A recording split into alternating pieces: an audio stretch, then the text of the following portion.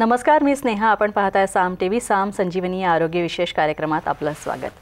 मुळात कॅन्सर हा रोग जो आहे अत्यंत गंभीर होतोय आणि दिवसेंदिवस जागतिक पातळीवर म्हणू नका किंवा भारताचा विचार करून म्हणू नका की कॅन्सरचे रुग्ण जे आहेत, कॅन्सरच्या रुग्णसंख्येत वाढ होत आहे. मुळात कॅन्सर बद्दल मनात भीती जरी असली तरी कॅन्सरबद्दल अनेक शंका कुशंका, अनेक समज गैरसमज, अनेक प्रश्न आपल्या सगळ्यांच्याच मनात आहेत आणि याविषयीच चर्चा करण्यासाठी आणि हे सगळे समज गैरसमज दूर करण्यासाठी आपल्या सोबत आहेत medical oncologist doctor Pushpak Chirmade. सरांचं स्वागत करूया. डॉक्टर, स्वागत तुमचं. डॉक्टरांशी चर्चा करणार आहोत, मात्र त्याआधी डॉक्टर पुष्पक चिरमाडे यांची थोडक्यात ओळख करून देते. डॉक्टर पुष्पक चिरमाडे हे प्रौढ आणि बालकर्करोग सुपर स्पेशालिस्ट डॉक्टर आहेत. त्यांनी आशियातील प्रख्यात BJ मेडिकल कॉलेज आणि Ahmedabad civil hospital, Gujarat cancer research इन्स्टिट्यूटमधून ऑन्कोलॉजी आणि हेमॅटो ऑन्कोलॉजीमध्ये DM ही पदवी पूर्ण केलेली आहे, हे शिक्षण पूर्ण केलेलं आहे. तसंच युरोपियन सोसायटी ऑफ मेडिकल ऑन्कोलॉजीच्या ESMO प्रमाणित मेडिकल ऑन्कोलॉजिस्ट या प्रतिष्ठित पदवीचे डॉक्टर पुष्पक हे मानकरी आहेत. Sydney Kimmel cancer institute USA द्वारे मॉलिक्युलर ऑन्कोलॉजी कार्यक्रमात प्रगत प्रमाणपत्रासाठी निवड झालेल्या काही ऑन्कोलॉजिस्टपैकी डॉक्टर पुष्पक हे एक आहेत. तसंच हार्वर्ड मेडिकल स्कूल USA द्वारे ते इम्युनो ऑन्कोलॉजी, प्रिसिजन ऑन्कोलॉजीचे प्रमाणित तज्ज्ञ डॉक्टर आहेत.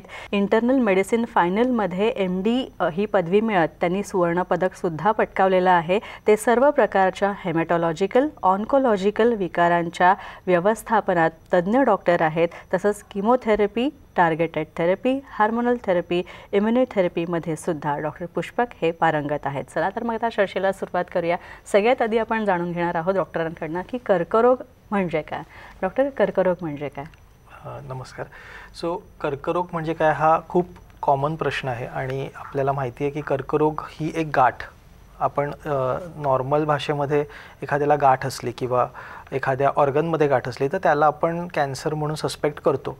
तर एखाद्या पेशीची अनियंत्रित वाढ झाली आणि तिथे एखादा पेशींचा जमावठा निर्माण झाला आणि ती गाठ म्हणून समोरास आली तर त्याला नॉर्मली आपण कॅन्सर असं म्हणतो. पण बेसिकली कॅन्सर हे एक अजून डीप लेवलवरचं आजार आहे जिथे गुणसूत्रांमध्ये म्हणजे जेनेटिक बदल होतात, DNA मध्ये म्युटेशन्स होतात आणि ज्यामुळे हे जे एक नियंत्रित वाढ होते पेशींची ती डिस्टर्ब होते आणि त्यामुळे हा सर्व रोग आपल्या समोरास येतो आणि basically abnormal growth of any cell in the body will be called as cancer. अच्छा डॉक्टर, तुम्ही म्हणालात म्हणजे पेशींची अनियंत्रित वाढ म्हणजे कॅन्सर किंवा जेनेटिक्समध्ये मुळात बदल होतात, पण या जेनेटिक्समध्ये बदल होण्याची काही कारणं आहेत का ठोस? बरोबर.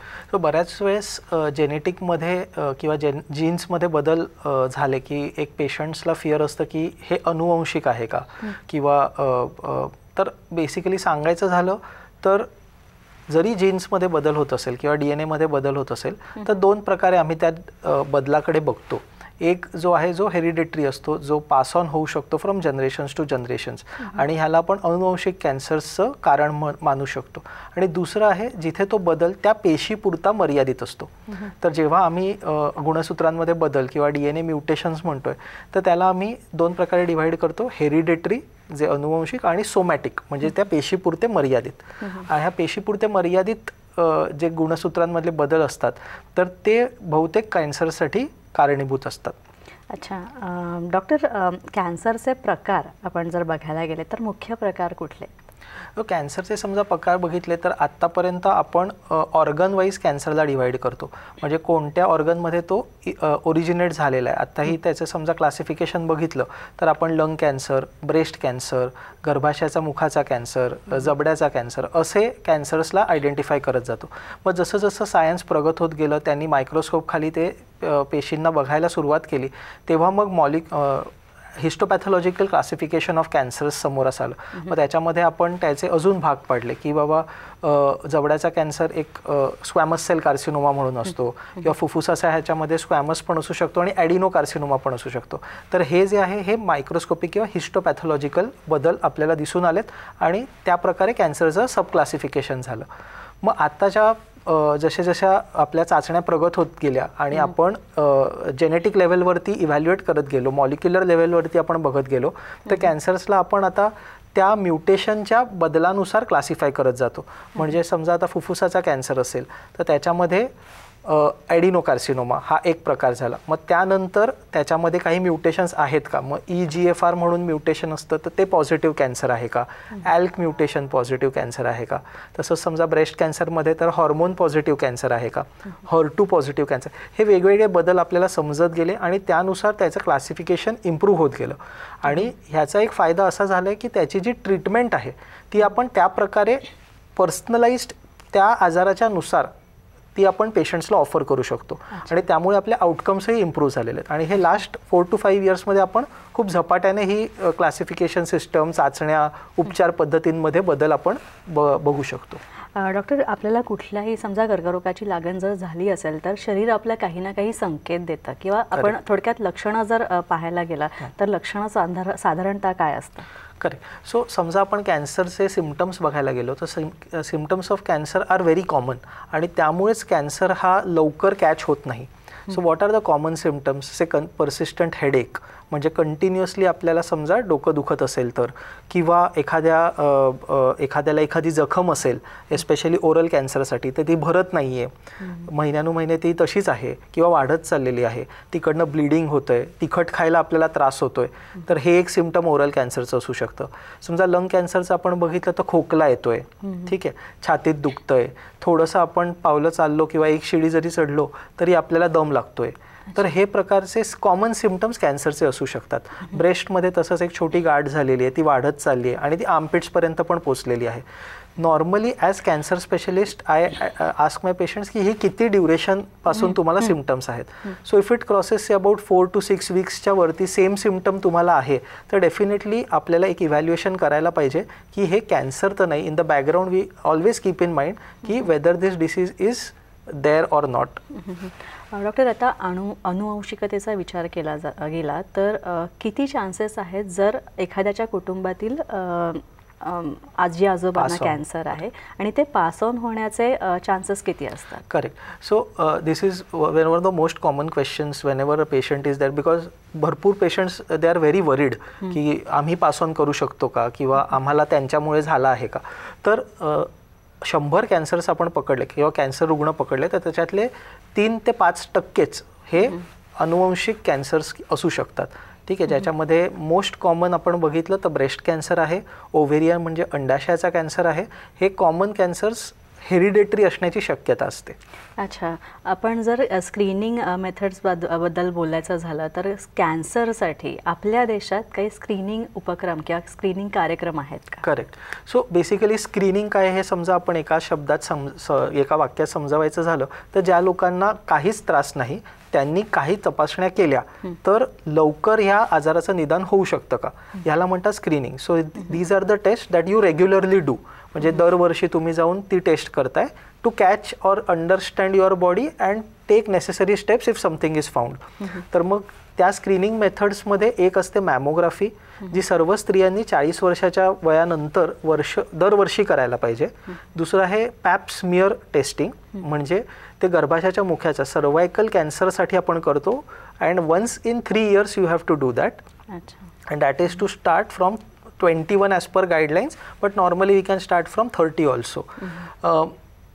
Then फॉर मेल पेशंट्स म्हणजे पुरुषांसाठी आपल्याला PSA टेस्टिंग म्हणजे प्रोस्टेट स्पेसिफिक अँटीजन म्हणून एक ब्लड टेस्ट असते, ती 50च्या वयानंतर दरवर्षी करायला पाहिजे. त्याच्यासोबत डिजिटल रेक्टल एक्झामिनेशनही म्हणतात, म्हणजे रेक्टल एक्झामिनेशन करून प्रोस्टेट ग्रंथीची वाढ झालेली आहे का आपण चेक करतो. सो त्यासाठी पण आपण ती टेस्ट करू शकतो. नक्कीच. डॉक्टर, आणखी एक महत्त्वाचं म्हणजे की आता कॅन्सरवरच्या ज्या उपचार पद्धती आहेत तर काही ठराविक उपचार पद्धती प्रेक्षकांना माहिती आहेत, मात्र अजून यात काही आधुनिकता आलेली आहे का? हो, अगदी. म्हणजे समजा आपण बघितलं तर कॅन्सरच्या उपचार पद्धती आपल्याला ज्या माहीत आहेत ते 3 मुख्य आधारस्तंभ आहेत कॅन्सर ट्रीटमेंटचे. एक आहे सर्जरी, दुसरं आहे किमोथेरपी आणि रेडिएशन थेरपी. ही नॉर्मली सर्वसाधारण सगळ्यांनाच माहिती असते. पण आता जसं जसं मी सांगितलं की उपचार पद्धती प्रगत होत चाललेली आहे, त्याच्यामध्ये इम्युनोथेरपी म्हणजे आपल्या बॉडीमध्ये इम्युन सेल्स असतात त्यांना काही औषधं देऊन आपण असं ट्रेन करू शकतो का की आपली इम्युन सेल्सच आपल्या कॅन्सरशी फाईट करू शकतात, तर त्याला इम्युनोथेरपी म्हणतात. किंवा जे आपल्या गुणसूत्रांमध्ये बदल झालेत, म्युटेशन्स झालेले आहेत, त्यांना समजा स्टॉप करून आपण कॅन्सरला स्टॉप करू शकतो का, तर अशी असते टार्गेटेड थेरपी. तर इम्युनोथेरपी, टार्गेटेड थेरपी हे मेडिकल मॅनेजमेंट ऑफ कॅन्सरमध्ये जे प्रगत उपचार पद्धती आपण रिसेंट ॲडव्हान्सेस असं म्हणतो, तर हे आलेले आहेत. डॉक्टर, एक महत्त्वाचं, आता 4 फेब्रुवारी हा वर्ल्ड कॅन्सर डे, जागतिक कर्करोग दिन म्हणून साजरा केला जातो. अशा अनेक आंतरराष्ट्रीय आणि राष्ट्रीय पातळीवरच्या संघटना ज्या आहेत, ज्यांचा मोटो हा आहे की कॅन्सरची जी उपचार पद्धती आहे, जे काही आधुनिक उपचार आहेत ते समाजाच्या सर्व स्तरातल्या कॅन्सर रुग्णांना पोहोचावेत. तर अशा काही संस्था आहेत का, त्यांची माहिती जरा द्या. हो, अगदी समजा आपण बघितलं तर वर्ल्ड कॅन्सर डे 4 फेब्रुवारी दरवर्षी हा वर्ल्ड कॅन्सर डे म्हणून अख्ख्या जगभरात साजरा केला जातो. ह्याला आपण कॅन्सर साजरा करतोय असं नाही आहे, तर कॅन्सर सर्वायव्हर्स आणि एक इन्स्पिरेशन मिळावी कॅन्सर पेशंटसाठी, त्याच्यासाठी हा डे एक आपण म्हणजे सेलिब्रेट करतो.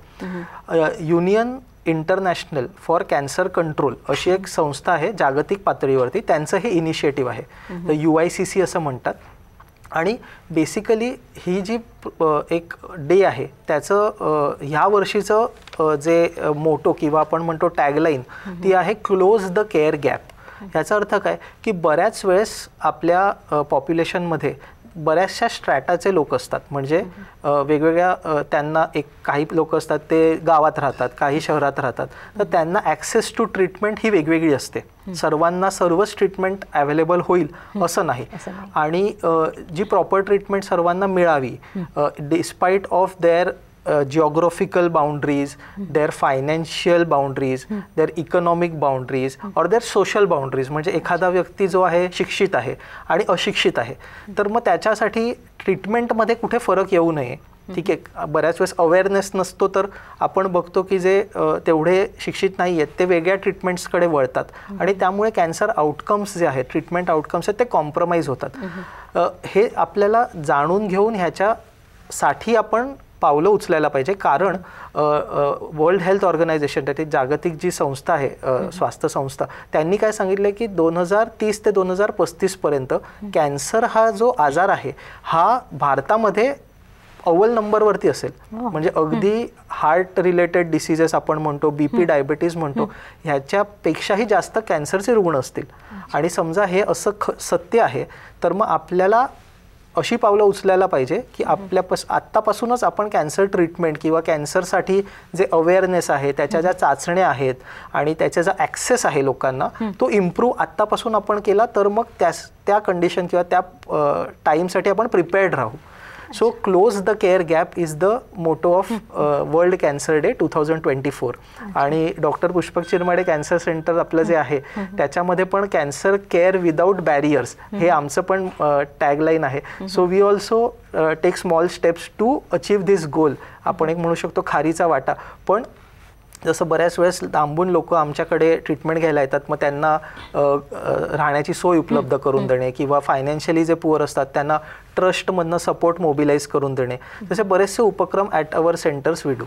नक्कीच. तर आपण आणखी डॉक्टरांकडनं माहिती जाणून घेणार आहोत, मात्र त्याआधी साम संजीवनीमध्ये एक छोटासा ब्रेक घेऊया.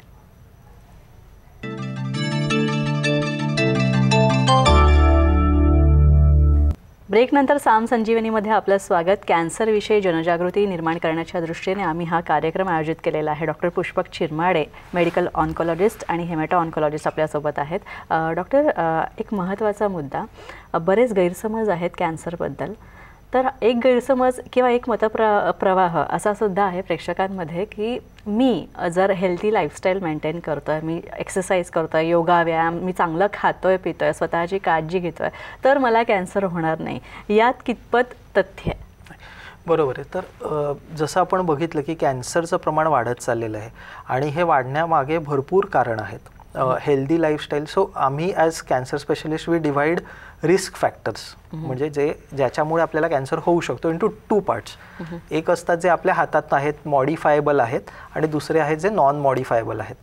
मॉडिफायबल रिस्क फॅक्टर्समध्ये जसं तुम्ही म्हणालात, चांगला आहार, व्यायाम, वजन नियंत्रित ठेवणे, मद्यपान, धूम्रपान किंवा तंबाखू सेवन न करणे, तर ह्या गोष्टी आपल्या मॉडिफायबल रिस्क फॅक्टर्समध्ये येतात आणि ह्या सर्वांनी करायलाच पाहिजे. कारण नॉर्मली नॉन मॉडिफायबल आपल्या हातात नाही आहे. So what we can do we should do, right. So as per the guidelines किंवा द रेकमेंडेशन्स, आपलं जे BMI आहे, body mass index, that should be in a healthy range below 25. Okay. Second, you should stay away from tobacco and alcohol and this is mandatory. म्हणजे 90% cancers हे तंबाखू सेवन आणि धूम्रपानामुळे होतात किंवा मद्यपानामुळे होतात. तर हे 3 गोष्टी आपण आपल्या जीवनातनं म्हणजे मायनसच करायला पाहिजे.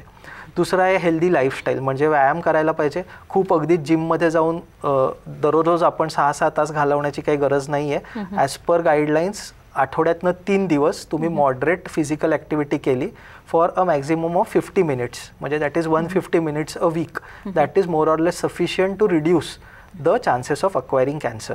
नक्कीच. डॉक्टर, तुमच्या इन्स्टिट्यूटमध्ये, तुमच्या सेंटरमध्ये, द पुष्पक चिरमाडे कॅन्सर सेंटरमध्ये बरेचसे रुग्ण येत असतील. त्यांचा एक प्रश्न मला वाटतं हा नक्की असेल की डॉक्टर, मी बरा होईन का? मला कॅन्सर झाला तर मी बरा होईन का? तर याबद्दल काय सांगा? हो.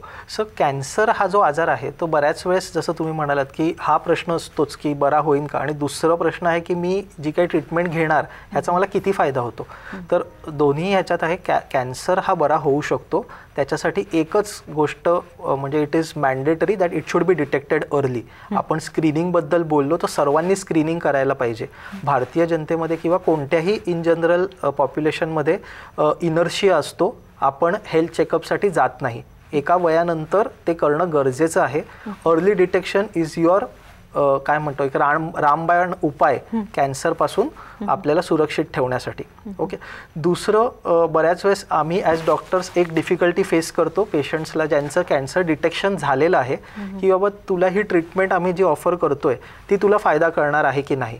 कारण बऱ्याच वेळेस असे म्हणतात की माझ्या आजीला मावशीला होता, त्यांनी खूप प्रयत्न केले पण शेवटी ती केस फेल झाली. पण हे असं नाही आहे. प्रश्न मग नंतर त्यांचा आपण त्यांना समजा विचारलं की कोणता आजार होता किंवा त्यांची कोणती स्टेज होती, हे आपल्याला माहीत नसतं. तर कॅन्सर जो एक सोशल स्टिग्मा आहे की बाबा कॅन्सर झाला म्हणजे सगळं संपलं, हे असं बिलकुल नाही आहे. त्याच्यामध्ये आता जसे आपण बोललो की उपचार पद्धती इम्प्रूव्ह होत चाललेल्या आहेत, प्रगत आपल्याकडे चाचण्या आलेल्या आहेत. तर ह्या सर्वच्या मदतीने आपण डेफिनेटली कॅन्सरला क्युअर करू शकतो.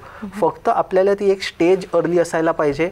ट्रीटमेंटचे जे प्रोटोकॉल्स आहेत ते टाईम टू टाईम फॉलो व्हायला पाहिजे at the right time and with the right person I would say. Because in general बऱ्याच वेळेस आपण ट्रीटमेंटच्या नावाखाली फाटे फुटतानाही आपण बघितलेले असतात, त्यांचा प्रॉपर गायडन्स मिळत नसतो. सो तेही एक महत्त्वाचं आहे की proper guidance at the right time with the right modalities I think will help us to cure cancer. Doctor, नक्कीच जेव्हा एखाद्या व्यक्तीला हे सांगणं की तुला कॅन्सर झाला आहे, नक्कीच एक डॉक्टर म्हणून तुमच्यासाठी सुद्धा अवघड असेल. आणि जेव्हा ही बातमी त्याला कळते तेव्हा एक भावनिकदृष्ट्या आपण जर विचार केला गेला तर ते सुद्धा त्याला खूप वाईट वाटणारं किंवा त्याला नैराश्याच्या गर्तेत ढकलणारं असतं. तर अशांना, ज्यांना कॅन्सर झालेला आहे, अशा कॅन्सर रुग्णांना तुम्ही काय सांगाल? अगदी बरोबर. कॅन्सर हे मी एक वाक्य म्हणू शकतो की कॅन्सर हे एक वाक्य नाही आहे. म्हणजे it does not have a full stop, it just a comma, अल्पविरामासारखं आहे. थोडी तुमची लाईफस्टाईल किंवा थोड्या ह्याच्यामध्ये तुम्हाला सफरिंग असणार आहे. ट्रीटमेंट्स पण आहेत ज्यांचे साईड इफेक्ट्सही असतात, but there is always light at the end of the tunnel I will say. कॅन्सरची जी ट्रीटमेंट आहे ही खूप प्रगत होत चाललेली आहे. One of the most rapidly developing fields. आणि व्हॉट आय विल से की बिलकुल तुम्ही निराश होऊ नका. आपल्याकडे खूप चांगले औषधं आणि मेडिकल पद्धती आता अवेलेबल होत चाललेल्या आहेत. डेफिनेटली आपल्याला ट्रीटमेंटकडे एक चांगल्या पॉझिटिव्ह वेनी बघायचं आहे. आणि we have so many patients who have been control of cancer and cured of cancer also.